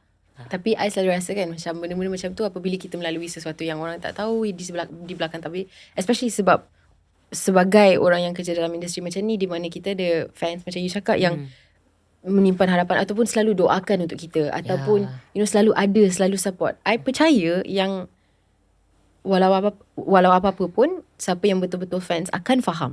Okay, insyaAllah. And akan masih ada. InsyaAllah. When you are ready, Yeah. And I pun actually I'm looking forward to 2025 lah. Yeah. Like awal bulan 1 ni sampai sekarang I'm very happy. It's just that bukan you je. Ramai yang dah tanya, you dah makin okay sekarang, makin okay dia energy you apa semua kan. Post lah sikit apa you buat. Dulu kalau orang tanya I, suruh I post, I find it annoying. Sekarang kan, I macam, you're right. I think I should post. I think I should really show this new me now lah kot. Cuma tengah macam ada this malu-malu sikit macam, faham? Macam mana? I'm sure you'll find it. I hope so one day. Tapi janji benda tu macam ikhlas dan jujur, and apa yang you nak buat, itu dia. That's the best thing to do. Ikhlas dan jujur. Betul. Dan dia akan datang dan hilang juga. I rasa untuk macam for me, I tak pernah stop aktif dekat social media, dan ada banyak fasa yang saya sebenarnya tak ada hati langsung, tapi saya buat disebabkan saya rasa terpaksa dengan saya punya jadual posting yang I dah tetapkan berapa tahun lepas. Tapi itu kerja kan? Kerja is fine, right? Tak. Then? Even macam in my life, apa yang I tengah buat bila I down, semua tu, I tetap releasekan something dekat social media. Walaupun I rasa macam, tak nak. Oh, really? Actually, last year, it was kind of a tough year for me. It was a really tough year for me. And itu I ada slow down banyak dekat social media. Dulu bila I first start, I punya semangat, I punya passion setiap hari. That's tak the buat thing. apa pun, I'm like, okay, I'm gonna post something today. Macam, because it's my job, and I wanna, Tapi last year I slow down a lot, and I rasa macam I banyak hilang the passion towards it. Tapi I still buat a bit. Tahun ni baru I rasa I jumpa balik my passion for posting on Instagram lain tau. But posting on TikTok, macam mana you buat benda tu? Oh, itu I sampai sekarang I tak tahu. I rasa I'm the wrong generation to ask. No, you punya TikTok is fine, I tengok. Sometimes dia keluar kat FYP I macam like, I punya TikTok yang I buat betul-betul yang tak ada kaitan dengan kerja, saya rasa setiap 6 bulan sekali. Okay lah. Yang lain semua adalah kerja. Okay. Yang you buat 6 bulan sekali. Yang really I rasa macam, okay guys, let's do a TikTok. Setahun 2 kali. Okay. Itu saja. So saya tengah mencari inspirasi untuk lebihkan kota tu. Tapi you nampak macam ni lah, kasih lah, ada courage lah. Sampai sekarang macam nak suruh aku menari ke apa macam. Itu ada buat juga. I did. I cuba. Yes. Tapi it's not untuk account I. Tak. Untuk account orang lain lah kan. Buat dengan dia kan. Tapi kalau I yang dulu, I would never say yes. But I yang sekarang ni macam, why not? That's right. Why not? Okay, kalau macam tu kita nak kena ubah kita punya TikTok. Kita buat yang selepas ni, kita nak buat yang dancing. Kita nak buat, kita ada pickleball racket, babe. Jom. Weh, pickleball. Boleh. Let's go. Okay. 2016 was another macam deep kind of phase for you, where your macam minat and stuff towards acting kind of drop, but then you move into directing. So tahun tu you ada buat directing. I rasa macam projek tu tak keluar. Tapi how did you feel pasal this career shift sikit ni yang you buat? At that time I wanted to try so many things kan. 2016 pun adalah salah satu cabang yang I decided I wanted to try that. Tapi I guess mungkin pada waktu tu itu bukan masanya kot. That's why benda tu tak berjalan. Because of ada benda-benda yang I bagi tahu you tadi tu lah. Yang the reason why tak dapat is because ini bukan alasan tau. Dia macam somehow bila I nak, dulu kalau I nak buat something, ada je benda tu akan tak jadi and goyang. Dia bukan benda yang macam, oh tiba-tiba I decided macam I tak nak buat. Tak. It's not about me being fickle-minded. Tak. I nak buat macam NYFA. I dah nak tapi tak boleh. Sama juga yang 2016 yang directing ni. Tak boleh. So that's the reason why I tak boleh nak bagi tahu in detail sangat. Tapi somehow life is trying to tell me pada waktu tu, no, it's not the time yet. Faham? That's the reason why I tak pursue. And my mistake was dulu, I suka announce dulu without really do it. Now, I buat dulu baru I announce. I belajar untuk change that thing. Supaya I tak get. Because I think life is trying to tell me that, no, you shouldn't do that. You're gonna get disappointed, you know. So, that's the reason why I tak pursue that thing sangat. Because it tak jadi. It tak boleh. Ya, faham. So, that's the thing lah. 2016, that's what happened lah. And then pada waktu tu dengan kekangan duit. And pada waktu tu bukan masa sesuai untuk buat lah. Faham? Yeah. Faham. But that's okay sebab mungkin kalau dia idea dah ada, the manifestation tu kita tak tahu dia ambil Lambat berapa lama. sikit. Tak semestinya dia tak akan sampai. Cuma timing tu belum sesuai lagi. Itu yang I pun nak mention. Tapi I takut kan I cakap dulu tak jadi. You get what I mean? Tak, dia just kita meletakkan hasrat kita ke dalam dunia. Itu je, hasrat. You know? Yeah, I faham. Bila you cakap macam tu, sebenarnya I nak cakap benda lah tu. Tapi itulah dia. I think slowly, semua benda yang I dulu kata nak buat, start coming back. Now. Itu yang I boleh cakap lah. Berapa lima ni, maybe this is how I start kot. Macam tu. New year, new me gitu. I guess so. I hope so. Okay, so the next one I want to talk about is Air Force. Okay. Sebab I rasa macam this was a project yang sangat dekat dengan hati you. Oh, yeah. And one that you really love to be a part of. And this character, I boleh cakap benda ni kan, it was, how to say, like written for you in a way yang macam director ni bila dia ada watak ni, dia ada seorang je pelakon dalam otak dia, which is you. Yeah. And I rasa this is, kalau ini bukan definition rezeki, I tak tahulah definition dia apa. Yeah. This is rezeki lah. This is your rezeki. Yeah. Inilah rezeki yang macam kita go back to social media tadi. Yeah. Like macam ada benda yang memang it's meant for you. 100%. And ada benda yang kita kena usaha sikit untuk mencari. Dan mungkin ini adalah sesuatu manifestation juga yang termakbul. Betul. Walaupun dengan timing yang kat luar you kuasa, dia sampai juga. Because I know you dah, sebelum ni you pernah cakap yang you always wanted to do an action movie. Yeah. Dapatlah rezeki tu. Not just action. My specific manifestation, I tengah tengok wayang untuk cerita ni. I tak nak mention cerita apa lah. Okay. Saya tengah tengok tu, I cakap apa tau. Okay, cerita ni not bad. Tapi kalau aku dapat, aku nak cerita yang lain. Macam war movie. Macam war specific. Specifically I said war movie. Okay. Mungkin benda tu I tengok dalam a few months before I got the offer for Air Force. Macam tu lah. Okay. And then masa I tak tahu kenapa I cakap benda lah tu. I cakap benda lah tu just normal, cakap je. Dia cakap dengan diri sendiri. Tapi somehow it was a moment yang I rasa I kena cakap. Before Air Force came, there was a rumours of in the industry they were doing like macam ada 2-3 cerita-cerita macam ni lah yang akan shoot. So I tak tahu kenapa I had this image yang somehow your future dah nak bagi tahu you lah you akan dapat cerita ni. Tapi pada waktu tu bila you dapat baru you tahu kenapa you encounter benda ni. You get what I mean? Okay, so awal-awal tu dah banyak kali dah orang datang kat, bukan dia datang kat I tengah lepak sini dengan pelakon ni, tapi orang ni tengah bercakap dengan pelakon ni, dia bercakap pasal satu movie ni yang diorang nak buat. Tapi movie tu adalah Air Force lah. Tapi dia bukan offer tu datang untuk I, tapi ni macam diorang yang bercakap. So bila I pergi sini pula pun bercakap benda sama, tapi bukan untuk I. Somehow life is trying to tell me nak macam, it's like the signs kau are dengar there tak? kan? Kau dengar tak? Yeah. Dengar tak? Tapi you tak terfikir apa-apa. Yeah. Okay lah. Lepas tu bila I kan orang yang berprinsipal lah kononnya. Pada waktu tu I jenis yang at the end of the day apa-apa script come first. Ada satu movie ni datang dulu sebelum cerita Air Force. Tapi I don't like how they offer me. Not about money. It's how they offer me. Like, you nak buat ke tak nak? Oh, very macam you tak membawa apa-apa. So sekarang you pilih lah you sama ada you nak ke tak nak. Kalau you tak nak pun kita tetap jalan babe. So jangan risaulah. Walaupun ramai orang bercerita cerita ni bakal box office. Dan diorang cakap dekat I yang rugi kalau kau tak ambil. Sebab cerita ni bakal box office. Tapi sebab I tak suka cara layanan dia. Ya, faham. Kau nak buat ke tak nak? Faham. Kalau you tak buat pun kita orang ada orang lain. That's itu I tak best remember lah. what she said. So I was like, dah lah you tahu yang macam kalau you tak buat, mungkin you terlepas opportunity ni. But at the same time, you somehow tahu yang macam, this is not the right way.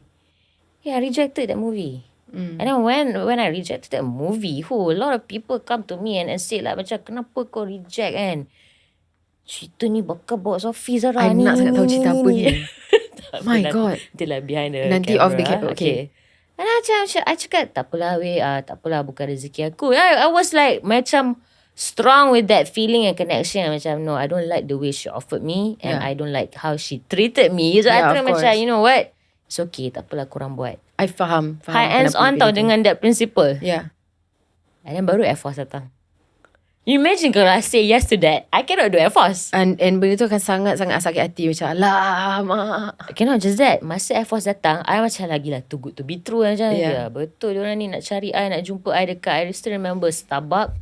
Masa tu Starbucks kita belum boycott lagi Okay, disclaimer. Begitu awal-awal Betul. Masa tu I'm ni awareness, tak cukup aware. Yeah, faham. Okay, sorry guys. It's okay. So, okay, 2019 lah. Casting director ni I kenal. Dia kata, boleh tak you free tak? Kita nak jumpa. Dia dah text I before. Okay lah, boleh lah jumpa kat mana, kat tempat tu. And then, I bawa director I sekali ada. Terus biar betul kan? Okay, fine. I pergi. Baru I sedar, it was Zulkarnain Azhar lah as the director. And then dia terus bawa skrip and NDA, you know. Like, kena sign lah. It's a proper deal. Basically, it's like... And you rasa dihargai sebab director pun datang. Okay, and then bila cakap dia bercerita macam ni. Okay, abang ada tulis satu cerita. Cerita ni dia pasal cerita perang macam tu. Tapi kali ni dia melibatkan kapal terbang. Macam, kapal terbang tak pernah buat lagi ni kan? Lepas tu macam, kita nak shoot bulan 11. Sara Ali free. Dia macam, okay, bukan masalah free tak free, tapi saya kena baca dulu skrip ni baru saya tahu whether saya nak buat. Sebab takut I disappointed. Lepas tu dia cakap benar ni, kalau boleh kita orang nak you buat lah sebab kita orang memang tak nampak option lain. Dia cakap macam tu. Terus macam, I'm the first option and the only option. So I'm like, I rasa macam hargai sikit lah. Dah lah masa tu kau dekat laluan fasa-fasa dalam hidup kau, macam-macam fasa kau lalu. Lepas tu tiba the previous producer cakap, you nak buat ke tak nak? Of course I rasa macam, benda ni too good to be true. After that, bila I balik, I cakap dengan dia, okay, I send the NDA and everything. And then I terus balik, I cakap dengan dia, bagi I baca. Once I baca apa semua, bagi I masa seminggu, I let you know. Tapi dia cakap, boleh tak kita orang bagi you 4 hari? Macam, okay lah 4 hari. So, okay. I baca, first time I baca, I macam rasa macam, cerita ni, okay, I'm talking about screenwriting Screenwriting ni perfect, babe. But to be able to do that 100% is not easy. Yeah, of course. So I was in love with the script because I tak pernah dapat script macam ni. Dia punya writing was macam, I tengah cari flaws. Macam, you know, setiap skrip ada kekurangan dia kan, yang you boleh nampak. I baca cerita ni 3-4 kali, babe, dalam beberapa hari. I mencari kekurangan tu, kesalahan dia tak ada. That's why I decided I nak buat. So, bila I buat, I dapat bekerjasama dengan TUDM. Dapat kenal officer-officer ni yang bagi tahu sedikit sebanyak tentang protokol, what can we do and what cannot do. And my role as a reporter. And then I get to bekerjasama dengan beberapa pelakon yang memang for me is talented. Dapat kerja dengan 𝙁𝙃𝙄𝙎, my DOP, my producer multimedia, Abang Zul apa semua. Dapat kenal Datuk Adi Putra for the first time in my life. I selalu rasa macam, Datuk dia kat TV kan. Tiba-tiba I dapat berlakon dengan dia. Yeah. So, it was meant to be lah kot. I think that role was meant to be for me. Yeah, I think so too. Alhamdulillah, I buat. Nasib baik I buat. Kalau itu pun sebab I buat because I had this principle yang I rasa macam, kalau benda tu salah jangan buat. Kalau benda ni betul buat. Macam tu lah. Faham? Yeah, it wasn't easy lah if you ask me. Bukan hari-hari you boleh dapat cerita macam Air Force. Like, to shoot with a kapal terbang. You get what I mean? Yeah. Bukan selalu you boleh dapat benda lah tu. Usually you akan berlakon macam dengan kereta, dengan motor. Ini first time you dengar di OPU cakap, tolong reverse sikit kapal terbang tu. You pernah tengok kapal terbang reverse? No. I dah tengok dah. That's so cool. That's oh my god, sick. I dengan Anas, the actor kan. Yeah. Kita orang semua macam amazing tengok DOP kita orang macam, Weh, dia reversekan kapal terbang tu. Kacau shock kita orang dekat set. Faham. And then ada macam aktor lain yang kena jadi pilot kan. Pilot jet fighter. Okay, biasa you lepak mamak you nampak kereta lalu kan. Tak, ni you lepak mamak you nampak jet lalu. Jet babe, ni bukan kapal terbang, ni jet. Diorang pun cakap diorang kacau shock. Tapi you imagine kita orang throughout the shoot, kita orang macam nak method, but the same time kita tak boleh hide. Kita boleh culture shock yang macam first time masa diorang reveal. Okay, everyone ready? This is your first time seeing A400M and shooting with A400M. Yeah. Dia terus buka pintu kan kat tiu dia punya hang. Kita orang macam ni lah. Besar tu. That's so cool. Yeah, actually. we couldn't even hide our face. Kita orang macam tak method langsung. Kita macam ambil gambar. Tak boleh ambil gambar ni. So yeah, kita memang excited lah to do that. Yeah. Of course lah, gila lah. Siapa tak excited? Berapa banyak cerita melibatkan konsep-konsep macam ni? Kurang. And then not just that. Of course lah, masa kita orang shoot, kita orang tak flykan kapal terbang tu. Tapi dia macam challenge our psychology tau. Sebab, okay, lepas ni, you will go 50,000 feet. And then you akan dengar misal. Lepas tu from 50,000 feet, you dah drop to 10,000. Macam mana korang feel? Lepas tu kita orang akan tanya, drop ke kiri ke kanan ke macam mana kan? Drop, okay, let's say this is the plane, drop ke kiri. So, siapa yang duduk belah kanan, macam mana badan dia? Siapa yang duduk belah kiri, macam mana badan dia? Itu yang best. Sebab kita dapat train macam fikir, jap. 50,000, kena turun, drop sampai 10,000, lepas tu pergi ke kiri. Dan yang duduk belah kanan, mesti macam, I know. Dia test punya psikologi. Tu yang I rasa benda-benda yang baru. Kena kuat lah. Kena ada imagination, but at the same time, you kena letak emotion yang betul juga. Dia bukan sekadar expression, like tak, kena ada rasa. Okay, let's say lepas dah drop, dah crash, you dah selamat daripada kapal terbang. You tak pernah berperang. So especially I reporter. Contohnya experience dia adalah, okay, you just survive a crash. And then you hidup lagi. And then you kat negara orang lain. What was your first reaction?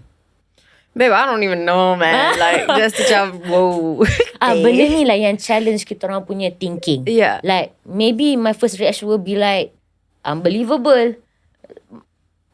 In shock. Tetapi maybe tengah macam, betul ke aku kat mana ni? Because I try to relate benda-benda yang macam dulu I pernah accident.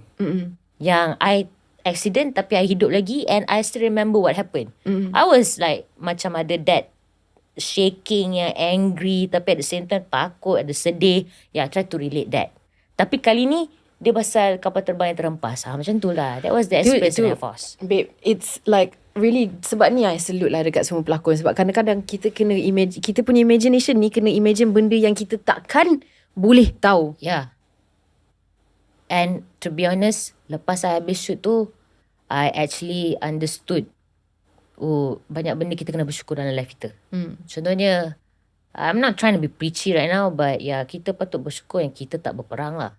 Kita patut bersyukur that we're not in civil war like other countries, like what's been happening to Israel and Palestine lah. And then, benda-benda ni, lepas I buat cerita Air Force, melalui benda Allah tu, I terus macam, aku bersyukur negara aku aman sebenarnya. Sebab after I habis shoot tu, I actually betul-betul rasa yang macam Malaysia baru selamatkan I daripada negara nama Namburi. Lepas sebenarnya kau baru rap. You get what I mean? Like macam bila you balik rumah, first time you dapat tidur dekat katil you, bila you bangun, you will literally rasa macam I just survive a war. Padahal tak, you baru je lepas shoot je babe. Tapi that feeling is still there. That's the thing lah kan. Sebab untuk macam menjayakan watak ni, you kena mengambil perasaan tu dan pegang dia sekejap untuk merealisasikan this show.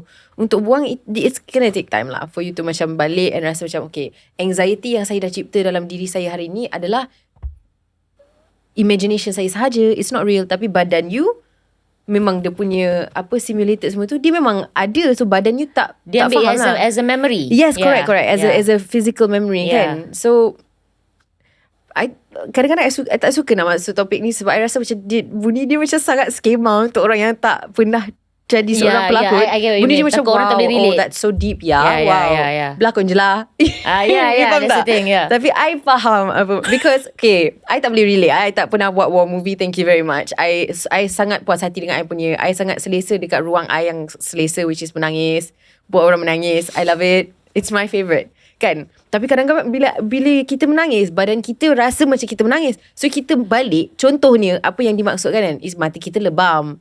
Kadang-kadang my neck hurts because I've been crying lah kan. Ataupun you buat scene marah sinus pun I you semua tiba block. rasa. Yes, rasa correct. kan? Exactly. So itu apa yang kita maksudkan bila kita cakap badan kita tak tahu yang kita tengah berlakon, sebab dia pasang the real muscle stress memory tu. Yes, in a way. correct. Yeah. Untuk mengelakkan daripada siapa-siapa cakap benda ni macam terlalu art berat dia. Okay, Dia bukan. betul. Okay, so kita dah sampai almost at the end of the episode already. I just want to ask you, like, tahun ni you dah masuk a new chapter, even more growth, more than ever before. What's next for you? Bukan saja dari segi lakonan, tapi mungkin in your personal life juga, your approach to life lah, I guess. Okay, I'm simple. My approach in life, I have small goals right now. To be able to wake up in the morning and feel happy. To be able to sleep 8 hours a day, because I perasan benda ala ni benda yang I susah nak buat. Dapat 6 jam pun ada bersyukur. Or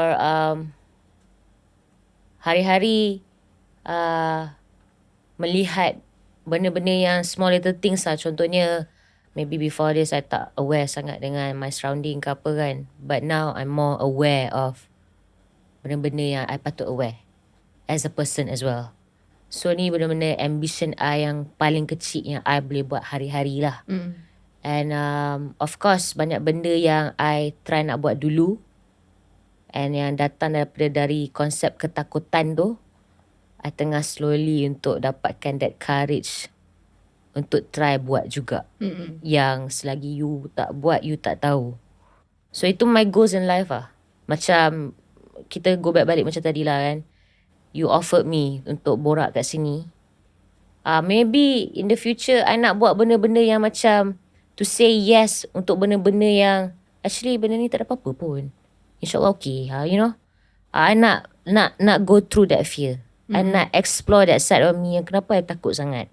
Itu my real ambition in life lah. So dia ada kena-mengena dengan who knows lepas ni directing ke. It's also part of that fear as well dulu. Tapi now I nak go through with it. I nak try buat. Keep it simple lah kot. Maybe short film lah dulu. And I try to do that and see, who knows, I have a story to tell lah. For sure you have a story Tapi to tell. like I said, I pun tak berani nak cakap lebih-lebih. I takut benda ni tak jadi. Tapi yes, ini adalah benda yang fear yang datang dalam hidup I sekarang ni, I nak go through with it. I just nak try. Kalau lepas ni I kena, I don't know, main sukan baru pun, I nak try. Why Masuk not? tournament ke, I nak try. I dah pernah menang, pernah berjaya kat semi-final and pernah kalah juga. It's okay, I want to try. You know, it doesn't stop me. Macam tu lah. And I love that for you. I think it's very, very inspiring. Thank you, babe. Thank you for sharing your story. Sebelum kita habiskan episod ni, kita ada rapid fire juga. Soalan paling panas dalam sepanjang episod ni. Are you ready? Okay. Your go-to movie. My go-to movie? Favorite, number one. Okay. Yeah. We Bought a Zoo. Okay, jawapan yang tak expected. I thought it was going to be like something like deep and like We Bought Zoo. Yeah, We Bought a Zoo. Okay. Yeah. Okay. What's your favorite app? My favorite app? Dekat phone. App yang you paling pakai. For now? Yeah. TikTok. I like FYP. Okay, FYP. so kita confirm nak buat some sort of dance after this lah. I know, I understand. I memang suka buat cerita deep, right? Tapi korang tak expect benda-benda yang keluar dari mulut I. Yeah. I'm a very simple person now. Okay. Coming soon, comedy movie Yeah, Kita nak request. Serious. Tolong lah. Ada siapa-siapa kat luar sana. Tolonglah. Try lah ambil I in comedy. Dark comedy ke. Let's try. I would love to see it. I would love to see me in that. She's like, me too. I would love to see it too. Boleh. Okay. Cool. Okay. Next one. Apa nasihat yang paling penting you pernah dapat, and from who?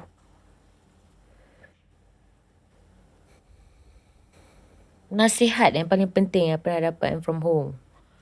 Dia kena orang specifically ke atau No, up to you. There's this one quote yang I rasa it really hit me. Your second life begins when you realize you only have one. I like it. I like it. And I think I kind of understand it now. Yeah. Yeah, your second life begins when you realize you only have one. Betul? Yeah. That is really deep actually. Oh damn. Okay lah, ada part of me ada yang deep, ada yang fun. Boleh lah. You Tapi know, itu semua, itu seorang manusia yang lengkap. InsyaAllah. I'm trying to be a better person lah, you know, in a way. Which Tapi is that quote, siapa yang pam-pam lah kot. Yeah. Okay. Last one. Okay. Pelakon bakal jadi pelakon komedi favourite kita dalam filem yang akan datang. What's your favourite joke? I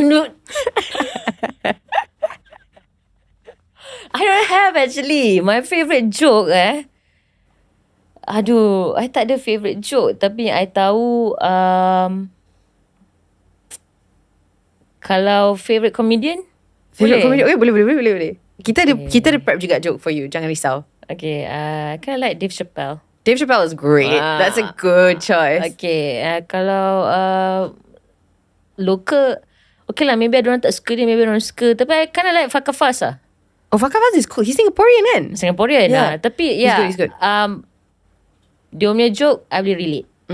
Okay, Kalau faham. I tak ada joke, tapi kalau comedian inilah dia. Okay. Yeah. Okay. Are you ready for your favourite comedian to be me? Because I got some jokes for you. Okay, let's try. Okay.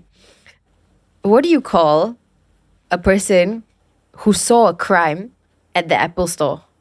Apple, like the tech company, yeah? Oh. What do you call a person who saw a crime at the Apple store? I think this is so funny. What do you call a person Who saw a who crime? saw a crime? Yang nampak a crime berlaku dekat kedai Apple.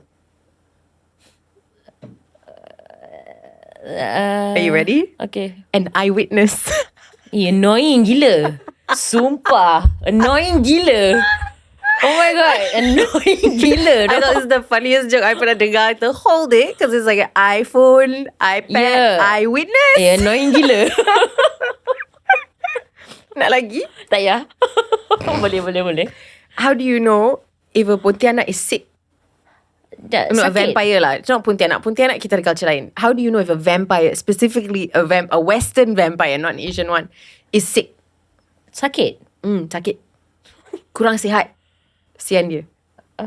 Bila dia kena matahari? Not really close. Okay. If they are coughing. Shut up. Super annoying gila. Super annoying gila. Sebenarnya I kasihan Zara kan, because bila I ask you what's your favourite joke, I'm sure you put the expectation is wow, the bar's really high. Logically, I kena ciptakan satu yang memang sangat complex dan layered. Sebenarnya kita punya taste humor macam tu je. Okay lah, So I boleh lawan Fakafas. Annoying lah bila serious. Cuba nasib. Sorry. Tapi boleh. I rasa boleh. Thank you. Yeah, you have the guts to do that. Thank you. That's all you need is the confidence. And if you don't have it, fake it till you make it. Whoa, I want to learn. Yeah. Benda from you. Tipu. Serious. Kita pelakon. Kita kan pelakon. Okay lah, life dah memang tragic dah pun. Yeah, life is tragic. Kita berlakon macam tak ada masalah. And eventually, dia macam bila kita berlakon cerita sedih ke apa, kita balik, badan kita faham kan. Dia macam kalau kita berlakon confident, lama-kelamaan badan kita faham benda tu juga. Sama konsepnya. Okay, betul juga. Okay. After a while, your body is just like, yeah, I'm confident today. You're like, otak you tengah macam, whoa, I don't know what this is. I'm going with it. Okay, why not? Yeah. Sebelum kita habiskan episod kita hari ni, ada tak apa-apa ucapan ke pesanan yang you nak cakap kepada your fans kat luar sana? You can say it to this camera. Thank you for being a fan lah to me. And I know dengan I ni very complex sedikit, tapi kepada sesiapa yang masih lagi stay dan masih lagi, actually yang mami I, thank you sebab be patient with me lah. And I hope that in the near future and me now in the present, I mampu untuk bagi lebih lagi yang apa yang I boleh bagi lah, InsyaAllah. Thank you so much, Sarah, sebab meluangkan masa bersama kami. Okay, thank you for calling. It was my pleasure. I loved this episode. I thought it was great. Thank you. Thank you so much. Yeah. Terima kasih kepada semua penonton kami hari ni. Thank you guys so much for watching. We have to go and film a TikTok now sebab New Year, New Me. But we hope you guys enjoy. We'll see you next week. Same time, same place. Bye.